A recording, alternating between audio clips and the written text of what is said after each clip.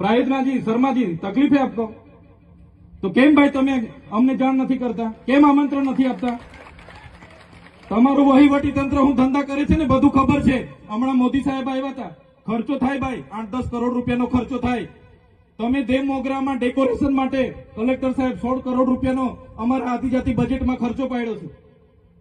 તમે ત્યાં મોદી સાહેબના મંડપના સ્ટેજ માટે 15 કરોડના ખર્ચા કર્યા છે. ટોયલેટ, મોબાઈલ ટોયલેટ માટે 2,40,000નો 2 કરોડ ને 40 લાખના તમે ખર્ચા પાડ્યા છે. નાસ્તા માટે 2 કરોડ ખર્ચા પાડ્યા છે. તમે ડોમ માટે 2 કરોડ ખર્ચા પાડ્યા, ચા માટે 2 કરોડ ખર્ચા પાડ્યા, બસ માટે 2 કરોડ ને 71 લાખ રૂપિયાનો ખર્ચો પાડ્યો. કેમ? અમે સવાલ પૂછીએ એટલે તમને નડીએ છે? તમારા મનમાં ધુમાડો હોય તો કાઢી નાખજો ભાઈ. બરાબર છે, આ જનતાના ટેક્સના પગારે આપણે બધા છે. આ જનતાના ટેક્સનો પગાર મને પણ મળે છે, તમને પણ. કલેક્ટરથી તલાટીથી લઈને કલેક્ટર સુધીના બધા તમે નોકર છો, અમે બધા સેવક છે. આ લોકોએ જે પણ કે અમે પ્રતિનિધિ છે, અમને અધિકારો આપ્યા છે. તમે અમને કેમ અહીંયા બોલાવ્યા નથી? ના સાહેબ, અમારે વિદ્યાર્થીઓ અમે કેવું પડે છે.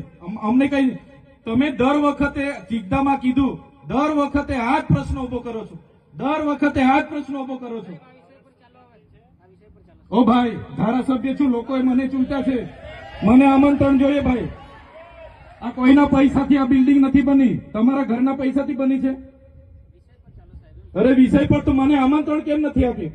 મને જાણ કોઈ એક ફોન કેમ નથી કર્યો? કેમ ભાઈ? અમે ધારાસભ્ય ચૂંટાયેલા છે, લોકોએ અમને અધિકાર આપ્યા છે, અમારો અવાજ તમે દબાવવાની વાત કરો છો. અમને કેમ નથી આમંત્રણ આપ્યું? તમે તમારે આમંત્રણ આપવું જોઈએ ને અમને. ઓ ભાઈ, બંધ કરી દેવાડો, મારા અધિકાર છે ભાઈ. તમે અહીંયા આવો, બંધ કરી દે એટલે, બંધ કરી દે એટલે આમંત્રણ કેમ નથી? બંધ કરી દે એટલે, બંધ કરી દો એટલે, બંધ કરી દો એટલે આમંત્રણ આપવું જોઈએ ને તમારે. અમને તમે આમંત્રણ કેમ નથી આપ્યું ભાઈ? અમે ચૂંટાયેલા ધારાસભ્ય છે, અમને એક ફોન કોઈનો આવ્યો નથી. કલેક્ટર સાહેબની જવાબદારી છે.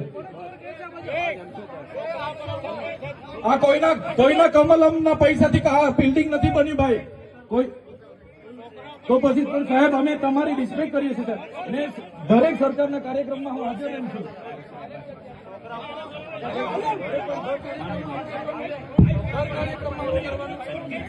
ભારત